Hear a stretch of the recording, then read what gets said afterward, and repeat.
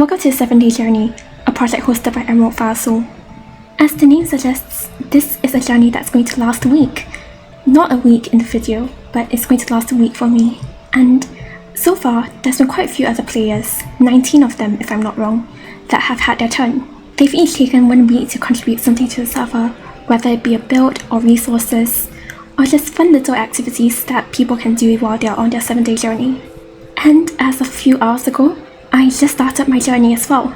Despite sounding like ample time on paper, 7 days really isn't a lot of time to create anything. Even then, we've got to make the most of our time here. You could say something about how the finite nature of this journey makes it all the more memorable. And if we take a look around, you can see just how much other people have done. I'm sorry, that's gorgeous. Even though this may only be the first day of being here, I think that I already want to do things and try and contribute in some way or another. In fact, I already have a plan for what I want to do on these 7 days, and that is to try and draw every build on this world. Well, we may not have the time to draw every single build, but we'll try nonetheless.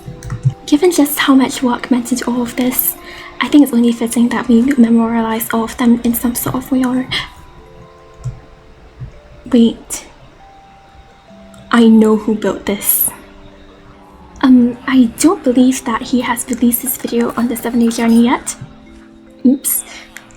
But that has got to be Colourtongue's build. But yeah, we'll try and draw every build on this world.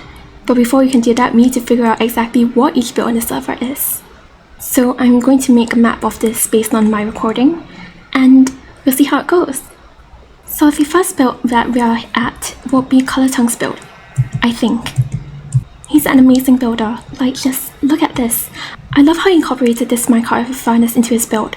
And that painting, it looks a little out of place by its own. Maybe we'll add a companion to it if we have the time. Next we've got this nether build. I don't know whose this is. Oh, that's a book. Preston CG. Oh, this is Preston's build.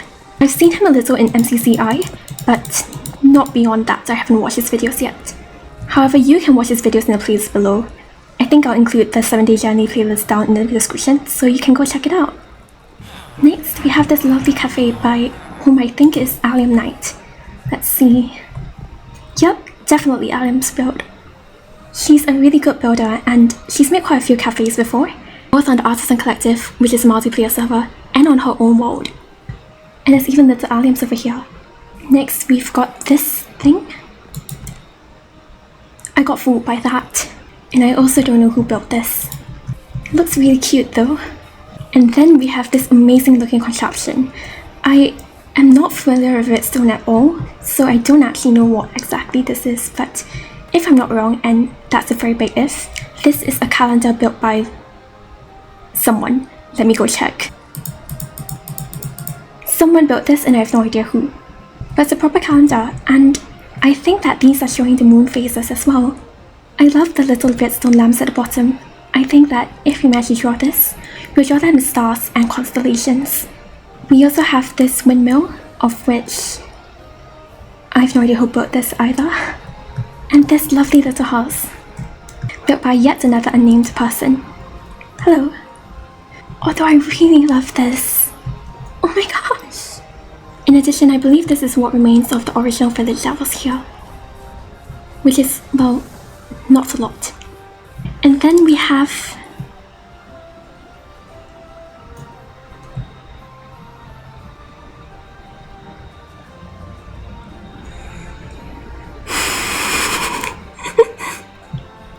I'm assuming this means the village for peace.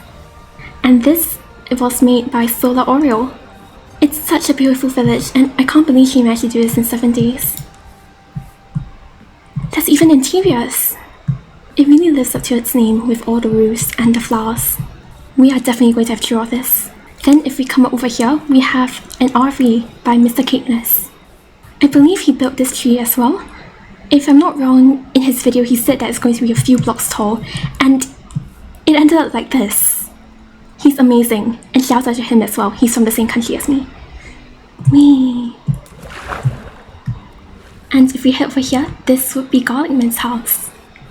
It's honestly really cute, although these might be some unfinished trees. Then we have Lord Thaddeus as a boat, which is so cute by the way. I love the flooring.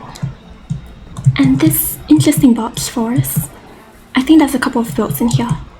Oh, it's raining. I do quite like the rain. But yeah, we've also got someone's tent. I'm not too sure whose, but it was so cute against the snow. And right here we've got the terraforming shack. So this has all the materials that we need in case we want to terraform, which we aren't going to do, but I suppose someone else could go terraform after me. Next up we've got Huntress's house, which looks chamber themed, as well as the Victoria Moonlight's house, whose house is actually crescent shaped. You have to see it from the top to be able to tell, but it's really cool. Then we have Allium Knight's house. This would be EmeraldFireSoul's house. And last but not least, we've got the community center. Apparently there used to be a warden in here, and to say the least I'm glad it's gone. But if you go inside, this is what it looks like. So that's a map of everything. Oh, I don't have to draw a map. I'll still draw a map nonetheless. And here, I actually went and did a little sorting. By little sorting, I mean that I spent about 3 hours trying to get everything sorted because there was just so much that was not organized. It'll be a lot easier to get the materials that we need to build our house though. And yes, even though we're going to be drawing mostly, we still need to build a house of our own, preferably some sort of artist shack. I want you to be able to tell that yes, an artist inhabits this shack, even though I don't consider myself to be that good an artist. And I suppose we can build it over here, and complete some of the trees here while we're at it. Now, despite having wanted to go into this with a plan, I have not actually planned my house yet. I was already planning to do this build, but then I realized that it wouldn't fit into a landscape very well, so now we're going for an artist shack instead. But we need to actually draw said artist shack, so we'll go onto Twitch and see what we can do. Not Twitch, Procreate. Although I will have to go on Twitch anyways. So we go on to Procreate and start our guys sketch out. Initially, I wanted to go for a look that resembled the art studio from Animal Jam, but unfortunately I wasn't looking at a reference picture in particular. I experimented a little with the angles and the little shapes that came with the build, before finally settling on this. I took inspiration from some still life paintings that I've seen, which you can see in the apple and the glass bottle. I wasn't sure how well this would translate into Minecraft, since it's difficult to translate a building into blocks, but even then, it was a decent sketch, so it was only time to put it into reality. Now, although most of the materials that I needed was already in the community center, I did need to gather a few more materials that weren't already there. For example, I needed melons and hay bales to make the grass, so I went to specific farms to go and gather them, and got to work. I mostly used a combination of hay bales, blocks of bamboo, and melons to make the grass, which is a combination that I don't see very often. However, I did like how I made the grass look brighter. We also began the construction of the apple, which I actually ended up tearing down because I didn't really like how it looked. It was a nice concept, I suppose, but it didn't translate well into Minecraft. Now it was time for the actual house. At first, I was a bit confused about how to make the curvature of the walls, since I was building it on the diagonal, and it was also triangle shaped, which is not a good shape to build in Minecraft, especially not on the diagonal. But it worked out in the end. Then it was time for my favourite part, the wheel. I had to build the wheel not only as a circle, but also on two diagonals, one on the x-axis and one on the z-axis. It's a little odd that was my favourite part to build because one would think that building on diagonals is a pain, but personally I really do like building on diagonals. It's not as if things in real life only conform to regular 3 axes, so building this wheel managed to give it a bit more life in a sense. Then I was on to the bottle. You'd think that the obvious choice for building material of a bottle would be glass, but I wanted to try something different. You see, there's a building technique that allows you to utilize the 3-dimensional space of the Minecraft world to create a 3D effect of glass, which is something that I tried experimenting with using the apple and this bottle.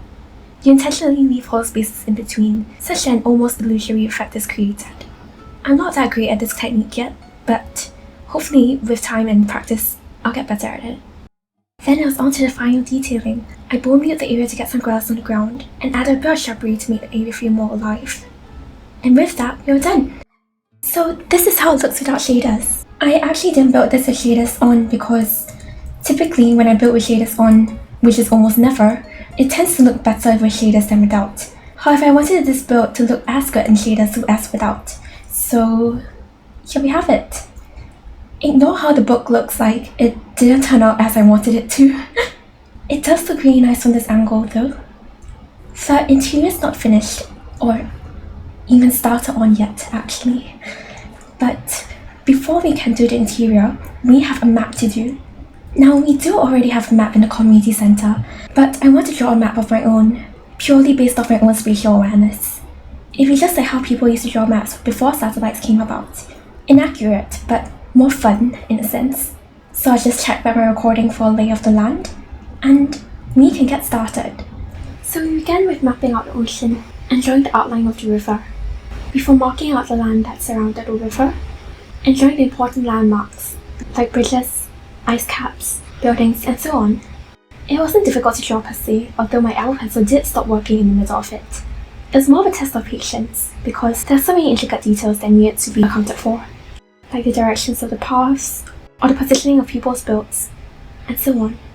But it still turned out alright in the end. After finishing the base sketch, we applied a gradient map to make it look a bit more cohesive.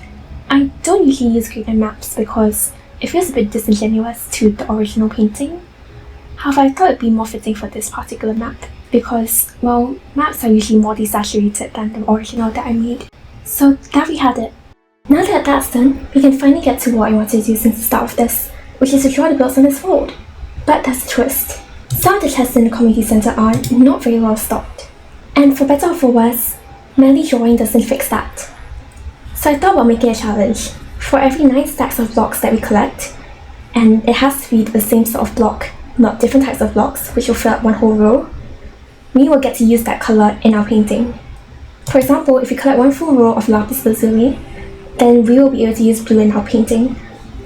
Although that's probably not going to happen, lapis is difficult to collect.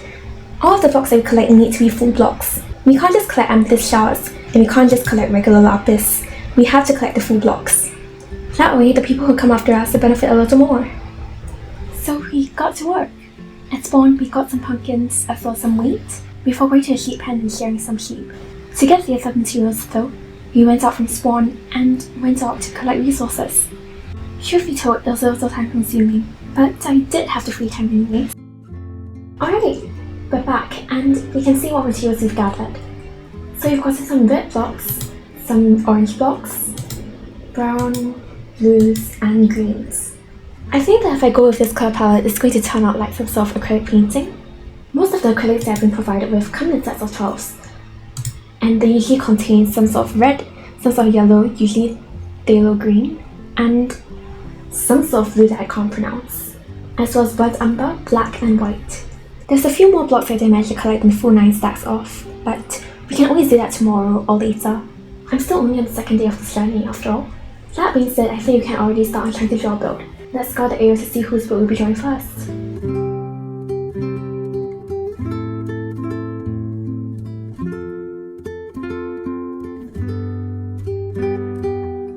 Alright, I think I've decided. I'd like to start with drawing Sola's build, which is the village of poppies. Still can't pronounce this unfortunately, but it's such a cozy little village. I think I have a bias of sorts towards rustic builds as compared to urban builds because I live in an urban city myself, and it gets a bit much sometimes. So I'd like to make the fountain the centerpiece for this drawing, and maybe we'll feature the window and the builds at the back. So we began by picking out a colour palette from blocks that we collected, before trying to map out the general colour scheme that we were going to use. I ended up not following this colour scheme, however, which you'll see later on. Then we blocked out the sky, added some grass, and began drawing out the fountain. It was a bit difficult to figure out which colours to use for the fountain, because I wanted the fountain to stand out. At the same time, I couldn't use the same colours for the fountain as for the poppies. So in the end, I decided to go for a green, blue, and brown colour palette for the fountain. Then, using blue, we blocked out the elements in the background, such as the trees, the houses, and so on. It was about at this time that it started raining in the Minecraft world, and I found that I quite liked how the rain looked. So using some light blue, we started to block out the reflections of the water, as well as the rain droplets. Then it was time for the poppies. Initially, I used red to block out the general silhouette of the poppies, but quickly switched that to yellow after realizing that the red wasn't vibrant enough. The yellow created bright enough base, such that the poppies were more vibrant when we added the red later on. Then we touched up some of the final details in the background, such as the windmill and the clouds. And with that, we are done. All in all, I'm quite happy with how it turned out, given the limited colour palette that I had. It's not fully representative of how it looks like in-game, but I still like it nonetheless, especially with how the poppies stand out. With all that being said and done, or drawn, it's now our third day of being here. And to say the least, we've been a bit busy.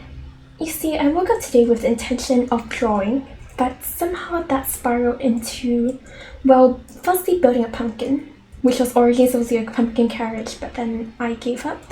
But I did want to add on to the pumpkin barrier that was already here. And in general, I just like pumpkins. It's June, so it's not exactly pumpkin season yet. But even then, whoever gets this vote on Halloween will have a nice time. And in addition to that, I also built a tree at Colour's base. As I said on the first day, it looks a bit plain by its own, and so I want to give it a companion of sorts. However, I'm not that good at building buildings. But Colour's base really reminded me of the colonial buildings that were converted into urban buildings in post-colonial cities, like Singapore, Hanoi, or Rio de Janeiro. And in these cities, usually there's a lot of greenery as well. I did plan this tree beforehand, so it turned out a bit wonky, but I actually really do quite like building organics organically. It feels that much more natural rather than planning it out on Axiom or anywhere really. And next to it, we also added this cute little electrical box. I remember seeing a lot of these in Hanoi, and since Colour's build had a lot of electrical components, I figured it'd be fitting to build an electrical box next to it as well. And last but not least, we built a little addition to Alan's cafe. I wanted to experiment with building a sakura, because most of the time, when I see cherry blossom trees on Minecraft, they only ever use cherry blossom leaves when it comes to the foliage. And while it doesn't look bad, it just doesn't feel colourful enough to me. So we went a little overboard with the different hues of pink, with pink wool, coral blocks, pink glass, purple glass, blue glass, and all in all, it was really fun to build. And despite having built 2 trees, I still have not worked on this tree that has been standing here for a couple of months. I don't remember who built it, but they did manage to finish it by the end of their 7 days. So it's just been there for a couple of players now. And, well, regardless of where you are from spawn, you'll just see a giant stick sticking out near the community centre. But for better or for worse, I have the habit of not wanting to do what I'm supposed to do. The fact that I'm not obliged to do any of this, like the pumpkin or the tree, makes it all the more fun for me to build. I mean, if homework wasn't necessary, I'd be doing homework all day. I suppose there's some reverse psychology aspect of this, but I don't exactly know why I'm like that. In any case though, chances are this tree is going to remain bald for the rest of my 7 days as well. With all that being said though, I went on a resource gathering hunt yesterday, and I got a few more colours to work with. So we found a coral reef and I promptly decided to demolish it. So right here we've got a bunch of coral blocks, as well as blocks of bamboo. Unfortunately, the hay bales aren't finished yet, but that means that there's a lot more vibrant colours that we can use for our next drawing, which is going to be of Mr. Caithness's RV. It's a really picturesque area, although that looks a little precarious. But I genuinely love it. I don't get the chance to draw vehicles that often, and I think that this will be some good practice. Oh, there's even a little plant up here. Are these solar panels? But all in all, a really cool build, and now that we've got more vibrant colours, I think we can go draw this. So once again, we imported the new blocks and started to pick the colours from them. Then we began to block out the general silhouette of the van. After that, we used up the new colours that we got to block out the grass. Then it was time for the cliffs. It was a bit difficult to get a proper colour for the cliffs since I didn't have any shades of grey. So I experimented with a lot of these saturated colours before finally settling on this. Then it was time to add the other details, like the roof of the van, the windows, the wheels, and so on. We also began to block out the trees at the background, ensuring that one tree had more visual weight by making it darker and more saturated. Then we began to block out the river at the bottom of the cliff. It was a lot easier to do this with the new shades of blue that we had, and after finishing the sky, this is how it turned out. This drawing barely took about half an hour, and while it's not the most detailed, I really do like how it turned out, and it looks distinct enough from the previous drawing we made. So you may not notice anything different about me now, but I actually died, and lots of things I was supposed to return to the community centre.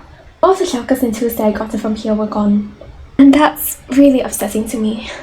I did manage to fully enchant a full set of armour and tools back, but the one thing I haven't gotten back were the shulker boxes, and they had resources in them too. But there's one important shulker box that I did manage to lose. The rocket shulker. I had not been planning on using Elisha for the entirety of this 7-day journey, but since that to retrieve more shulker boxes, we're going to have to go end busting. End busting is actually something that I've never done before. I've never played Minecraft on a world long enough to get to the end, so I'm more than a little nervous. But I do want the shulker boxes back, not for myself, but for the person who comes after me. I do need to claim responsibility for losing shulker boxes after all, and I don't want someone else's 7 days to be affected just because of my mistake. And as for what mistake it was to go hunting in the Bastion. I want to upgrade the community armor to netherite, and to do that I need a smithing template, which ended horribly. But in any case, we're Mr. Caithness's fan because we need Elisha to use while we're investing. And fortunately, he's got Elisha that we can use. We just need to make sure not to lose it.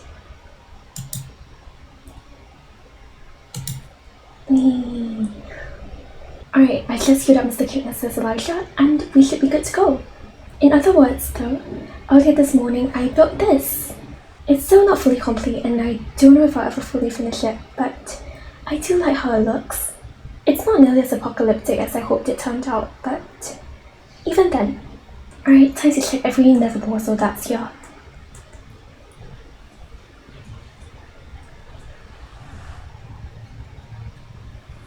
First try! Alright, 3, 2, 1. Oh, this is so cool. As I said before, I've never gotten to the end of survival, so this is amazing. I suppose we just need to get that? Let's turn on shaders because I really do not like how this sky looks.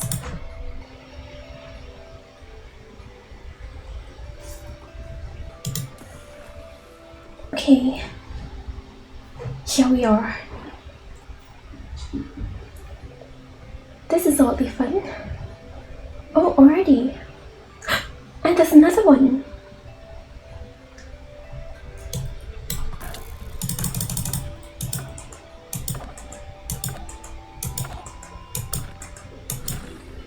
Thank you.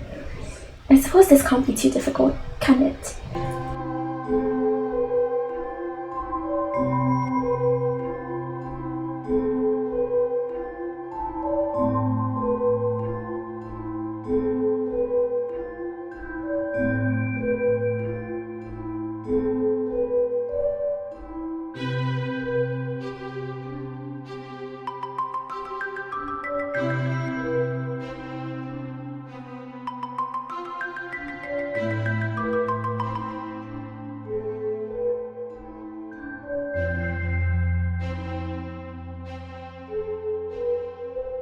Alright, we're back.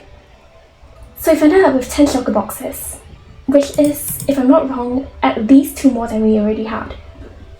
Which I think is really great. I'm going to put a few in here first because I don't think I'll be using all of them. But yeah, all that's left to do is just recollect the resources that were already there. Thank you so much.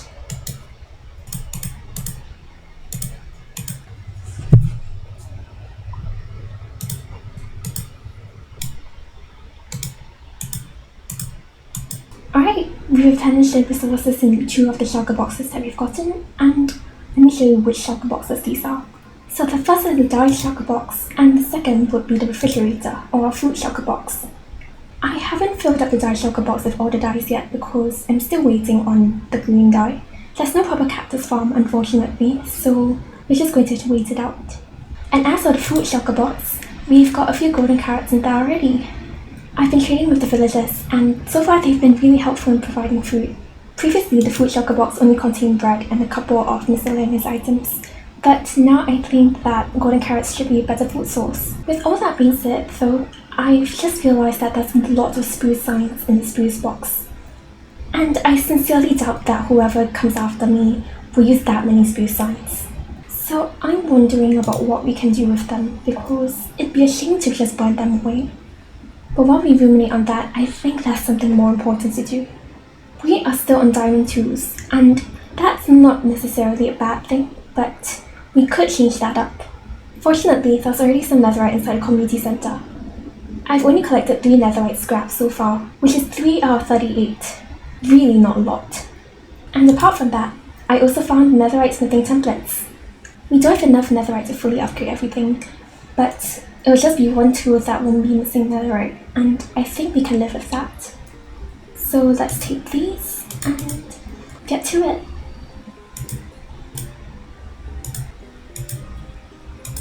And here we are. The only tool that I didn't upgrade was the hole because we didn't have enough, but even then, and just in time too, because I think I've thought of a way to utilize all the smooth signs here. So I don't believe that I have the time to draw every build on this world. Fortunately, the good thing is that drawing isn't the only way through which we can make art. So what I think is that we can go and write poetry. We have to make it a bit subtle and not so glaring such that it disrupts the look of the builds. But if you write one poem per build, I think it'll add something really nice to this world. They can be like little Easter eggs that people hunt for. So I'm going to go and get to writing them, and I'll see you all in a bit. Alright, we've barely used up a stack and a half of signs, which barely makes a dent in the sign situation. But even then, here we are, and we're done with all the poems that we could write. So I'm not going to show off the poems that I wrote, because I want the people who come after to go and find them for themselves. However, there's a few that I'd like to show you guys. So this is the poem that I wrote in response to Alien Space, and here it is. I hold her hand as we start to pick May yellows by the river, and pray that she never sours on me like the lemons in my wicker. So the main colour that I got from Alien Space wasn't necessarily purple, despite all the purples and pinks over here, but yellow instead. Which is odd because the only yellow on her base is the wheat. But even then, I felt that it was like a bright yellow. Bright, but not loud, like springtime in May. And hence. But now that we're done with the poems, I think that I have something else to show you guys, and some of you may already have noticed it in the background. So I built about 30 custom trees inside this forest, and I'm really happy with how it turned out. Initially, I was quite scared that it ruined the landscape, but it seems to add on to it rather than ruin it. But there's also something else that we should take a look at inside the forest. This path also wasn't here before. I want to make it look like a road that's taken, if you get the reference. But anyways, here we are. This is Eternal's resting place. Eternal belongs to EmeraldFireSoul, the creator of 7 Days Journey, and I thought that I'd just pay my respects for a bit. I didn't realize that this was his resting place until I built all the villages around it. Personally, I'm not too sure if it's just me, but I never really know what to do when it comes to death. That may partly be because I've never lost someone to death before. The only death that I've really experienced was like the death of my childhood or the death of relationships, but not proper death. Bit of a heavy topic for a Minecraft video, isn't it? But I think I do want to verbalize my thoughts a bit. You see, in the past 6 days, and almost my last day over here, I've been working quite a lot. Working to try and make the most of my 7 days through the contributions that I could bring, and I wish that I could be like that in real life too. That I could treasure every day that I got on this earth, that I could be grateful for it, and that I could live each day to the fullest, simply because I was glad to be there.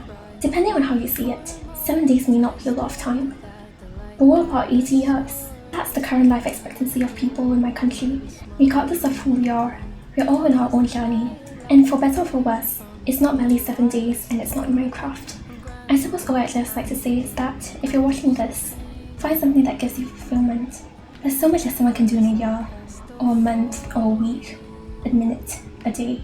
Help yourself feel better, and when you can, help others too. Many other people have come and made this journey before you, and you will too.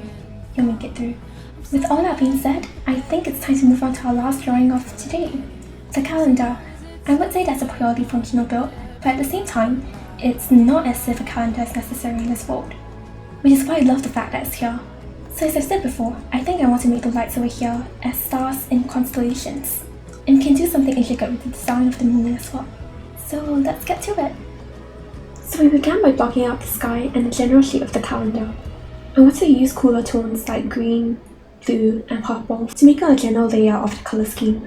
And once we were done adding some other details, like the lighting and shadows, we added the moons at the top of the calendar and reinforced the highlights. Once we were done with that, we started to work on the constellations at the sides of the calendar, before adding some details to the background like the moon, stars, and then we were done. This barely took about 30 minutes to finish, and I'm really happy with how it turned out. Initially, it looked a little plain without the yellow and the stars, but after adding them, it started to look really mystical. I especially liked how the magenta and the blue complemented each other well. But with that, I think that we're done. Not technically, I still have about 1.5 more days left, but I think I want to take a day to just rest and appreciate all that everyone has done on this world. I mean, it's not just me. Everyone has lent their part to try and contribute, and there's ways more that can be contributed, regardless of how well we do. I don't think everything that we've set out to do will be finished by the time that the 7-day journey ends. But even then, a small mark will be left on this infinite world. A little memory of what had been. A gentle reminder of what's to come. Even if we all head towards the same destination, our paths will not be the same. They may cross, diverge, create intersection, paths, and network. And someday, we may meet again. In the meantime, I will await you, as the night waits the day. As justice awaits the thief, as the deer awaits the arrow, as the audience awaits the gun, and as death surely awaits us all.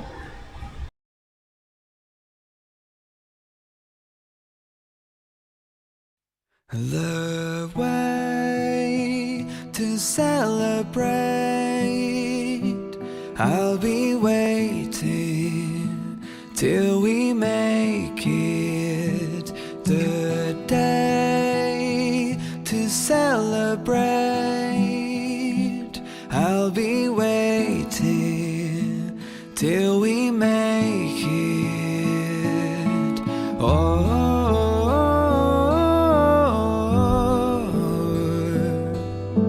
We will see.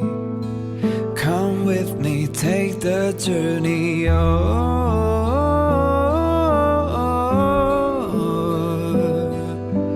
We will see.